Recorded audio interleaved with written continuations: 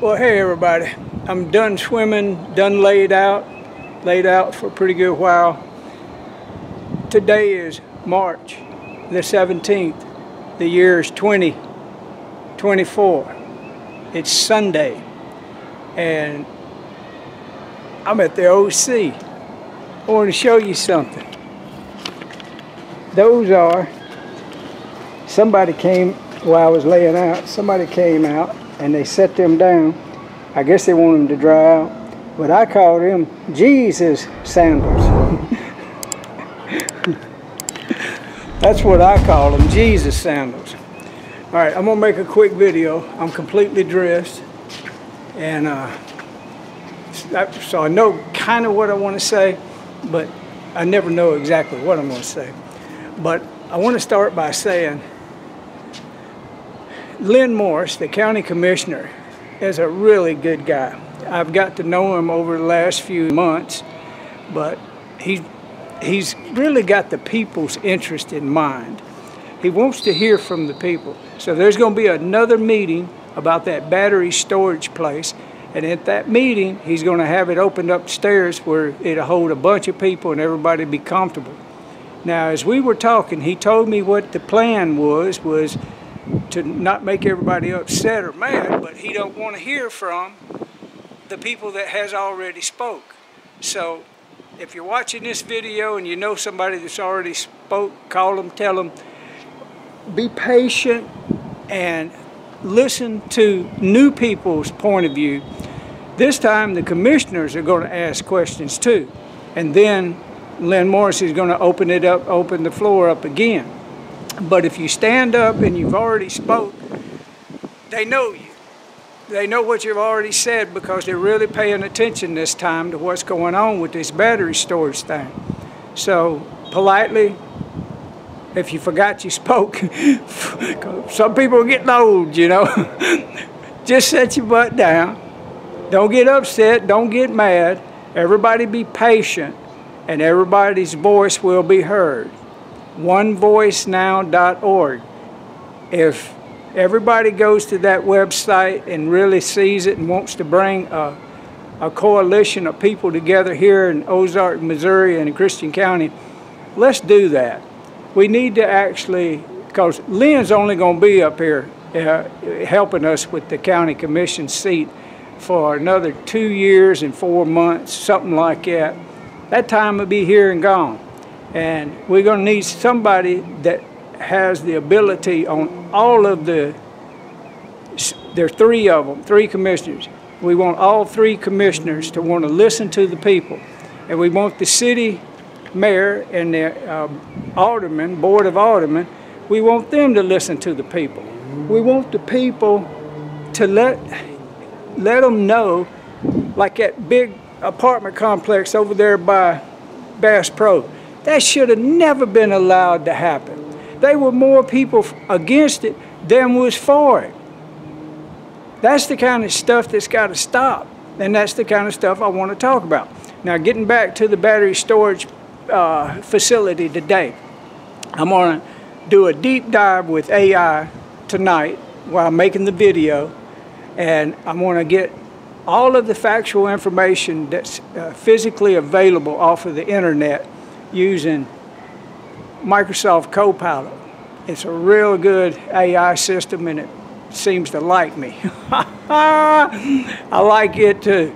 But y'all tune in for that. Now, I'll put a link in the description box for Lynn Morris's meeting and the date and the time. So it'll be in the description box, and yeah, make sure you go if you want to get your voice out there. All right, that's what I'm doing today. Y'all have a good day. It's beautiful. I'm gonna cut this off and get out of here. Bye-bye. As for introducing myself, I am Microsoft Copilot, your AI companion here to assist you with information and tasks to the best of my abilities. Certainly. Here's a recap of the information I provided. I'm here to help you understand the battery storage industry, with a focus on Black Mountain Energy Storage, BMES, and the broader implications of such facilities.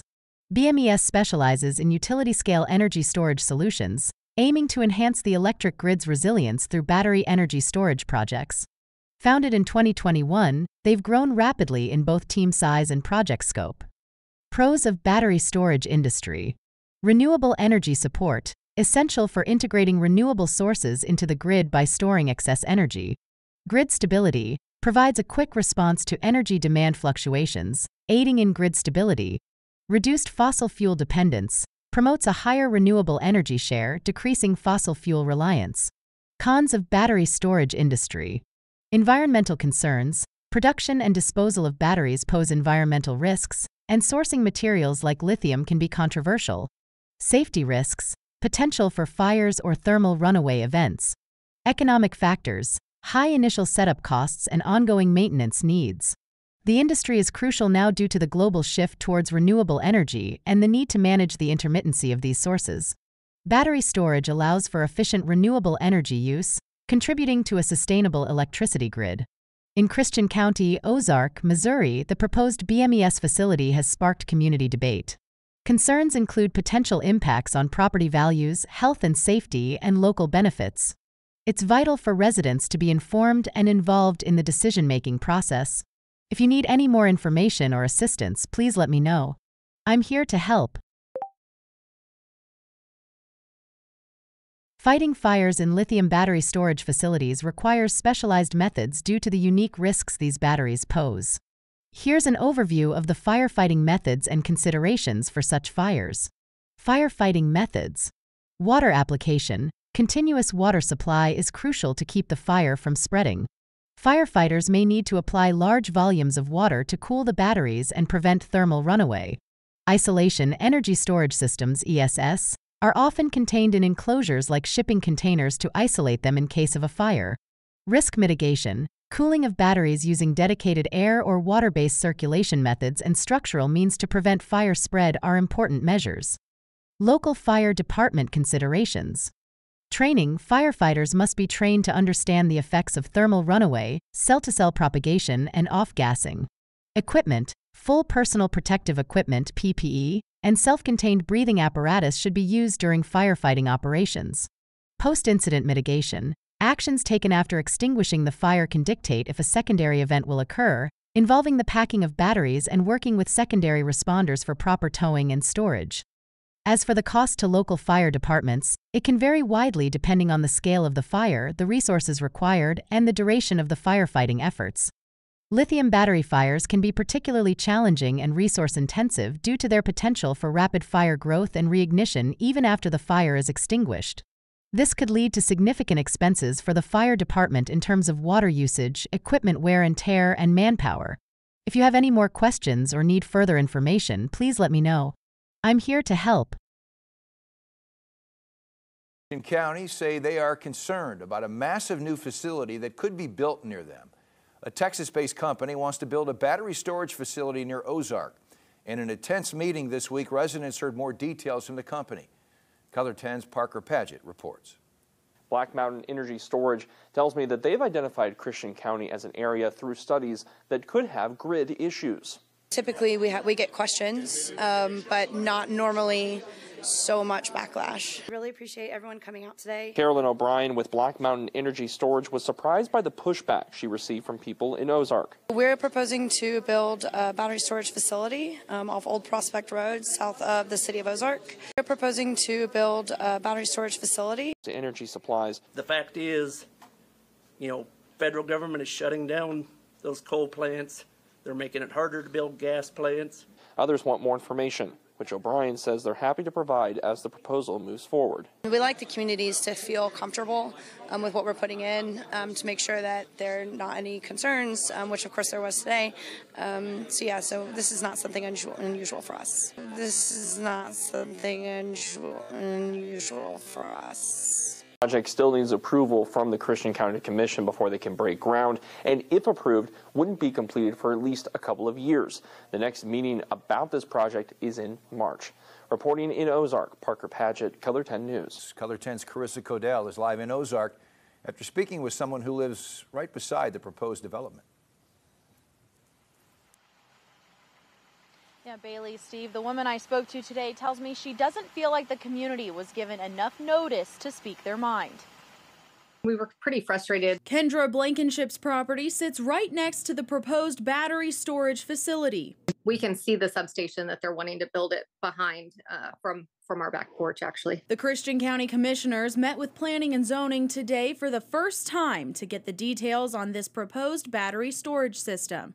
Plans for the facility shared with us by Blankenship show that it will be a fenced-off facility with 56 large metal battery systems and multiple transformers. Everybody says that it's in the spirit of progress, and I personally don't feel like it's progress. I feel like it's more in the spirit of profit and people making the most that they can. Residents will get a chance to voice their concerns at a public meeting the morning of February 27th. If you can't make the meeting, which is at 9:30 in the morning when most people are working, you have to send in a letter, and you can either send it by fax or email or through the mail, but you have to have it in a week prior to the meeting itself. Blankenship says she would like to see the public meeting time changed. She tells me some neighbors weren't even notified of the potential construction. I feel like it's just kind of been pushed through as quickly as they can because they knew that there would be backlash on this. And so I think it's important for us in the community to be able to voice our concerns about it.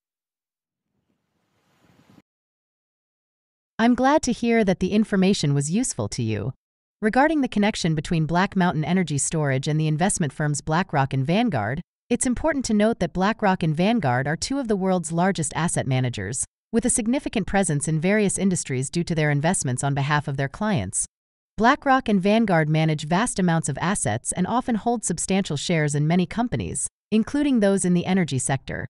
However, these shares are typically owned by the clients of BlackRock and Vanguard, who invest in various index-based and actively managed investment products.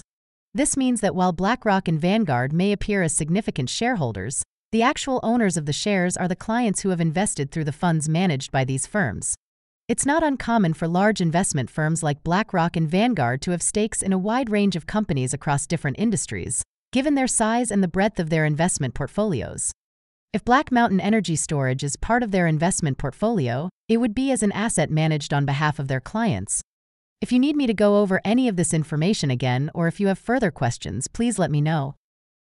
I'm here to help with your project and provide the information you need.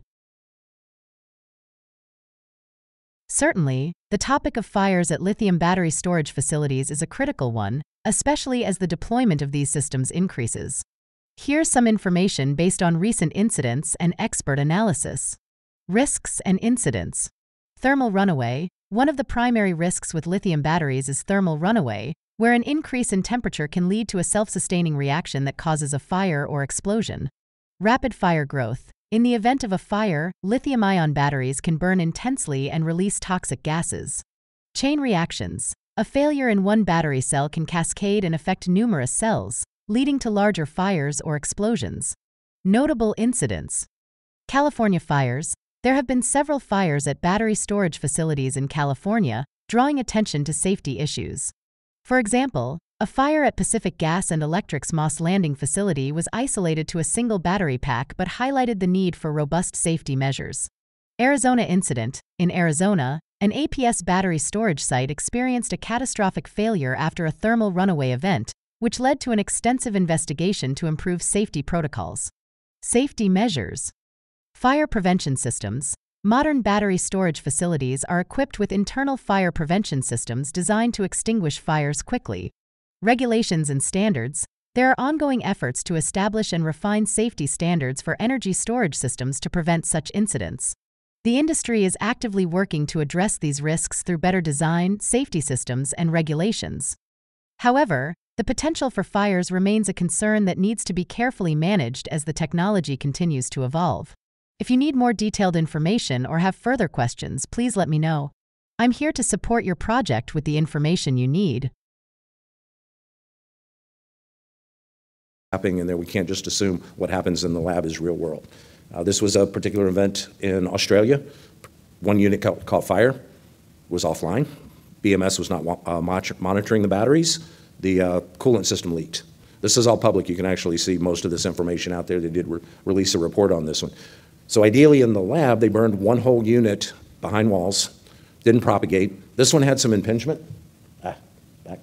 This had some impingement on the second unit. It didn't catch the second unit. They did not put water on it. They used it for cooling. Well, the main reason they had impingement, wind. Their lab conditions didn't take into account wind. So again, real world conditions, but ultimately successful failure, only one burned. Coolant leak, as I mentioned, short circuit, took it down. They weren't watching it. They didn't see that it was going south on them until they actually had an event. Unanticipated conditions. Safety is holistic. We have to look at everything. This was an interesting fire because it was still in commissioning. It's actually the peripheral equipment that caught fire. It was overtorquing the battery lugs. Somebody was loading the batteries in the container. They overtorqued the lugs. Low state of charge, less than 30%, so it really wasn't much of a fire. Just caught the equipment on. What I found interesting here was the fire department pulled right up to that fence. Had no idea what they were looking at, and if this had been a fully engaged container, was there an explosion hazard, was there a fire hazard? Human error. You know, they overtorqued the lugs. It tends to drive a lot of what fails during commissioning. We talked about Moss Landing. This was another unit, again, that was the victim. This report was public. It made a lot of the news. They shut down the interstate because of fear of toxics. But it was also early in the morning. There was a fog layer out there, and they really weren't sure what was in that white cloud. So in air of caution, they shut things down. Water intrusion. An umbrella valve was installed upside down on the container, allowed water to intrude, and ultimately shorted it out. Again, successful failure. One unit went up. They didn't put water on it, let it burn, and the event was ultimately over. This one, again, ESS failure. They put 5 million gallons worth of water through this building. That is a building versus a container. If you look at the this is mostly water damage. It probably did as much to prolong the event than just letting it burn. But out of fear of caution, you can see there's some very high-powered lines behind it. They were afraid of taking down some of the infrastructure if they just let the unit burn. Water is not your friend. Application of water should be as a last resort, protecting exposures. You've seen a couple of events where we had problems with water intrusion or large amounts of water being utilized out there. Very much a fan of let it burn. We are seeing a lot more large-scale tests in the world where they are burning a full container of batteries. It's not cheap. But ultimately, can we show that we don't get propagation from one unit to the next? If we let one burn go completely up, it's not very clear in the codes, but can we show that this is going to be a low-level event and we're over and done with? What I found is if we actually encourage it to burn, the event is over quicker. We don't have stranded energy. We don't jeopardize life and safety. We don't have water runoff, and our firefighters are protected. This was also another large-scale test. Didn't get propagation. 2,000 degrees C coming off of that thing. A couple of the firefighters we've had that have been fairly close because of exposures, been within 10 feet of a unit, and I said it's probably one of the hottest fires they've ever been around, but it is small. Not only let it burn, but make it burn. If we can encourage that fire to go ahead, because we deal with either explosions or fire, and they're not mutually exclusive. If we address the fire hazard, the explosion hazard gets worse, meaning we put out the fire, batteries still continue to propagate in a non-flaming condition, produce off gas, we've got an explosion hazard. All right, we address the explosion hazard, move air through there, get the gases out, guess what happens? Catches fire. But fire departments can deal with. Explosion is something that takes a little bit of effort. A lot of people have been pointing to 9540A. It is the standard for burning batteries and seeing what happens. It's effectively take a cell, burn it, see what happens, module, burn it, see what happens, rack, burn it, see what happens, unit, full installation, burn it, see what happens. That's basically the standard. And most of them with battery technologies actually stop at a module level. We don't get but limited propagation and no fire. However, real world has proven us wrong. So here's a particular instance here just recently. I had to modify my slides in the last couple of weeks here because of some of the real world events. Again, let it burn, but we got propagation. Well, why did we get propagation? This is one I can't truly go too far and discuss, but I think if you look at the batteries and what you're seeing in the picture, if you're familiar with it, you can probably get a pretty good idea of what's going on. That we did get some propagation across units.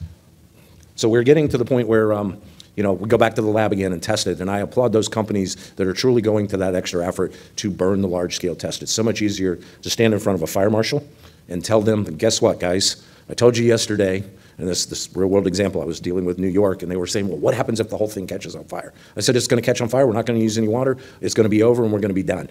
That event happened the next night, and so I was back on the phone with New York City going, okay, there's the real-world situation. Again, successful failure. So with that, and you guys I'm sure can get that, here's the list of failure to plan, and I don't know whether the pipe got in the way of the door or the door got in the way of the pipe, but I always find that picture interesting.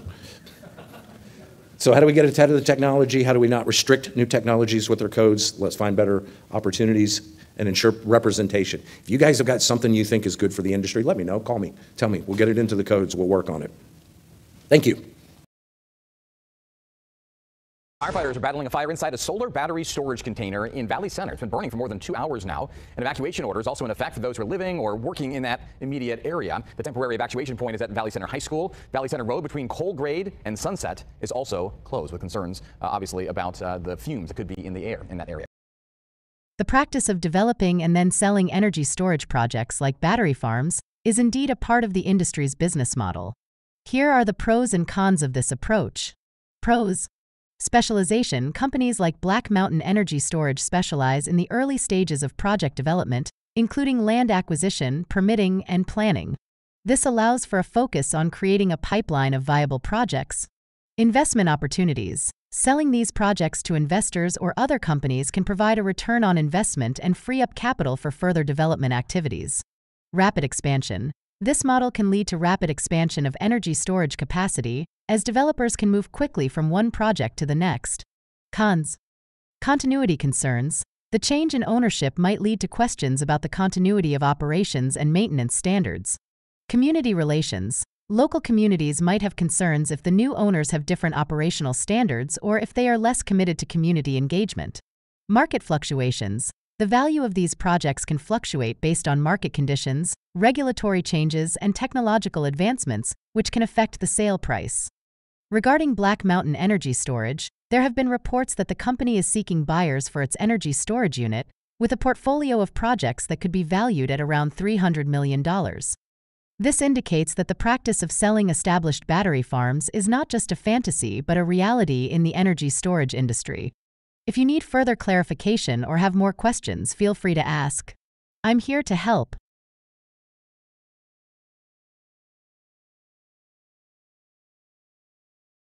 Black Mountain seeks buyers for $300 million battery power unit. Energy storage unit has 6.4 gigawatts of projects in pipeline. Battery storage growth needed to complement renewable power.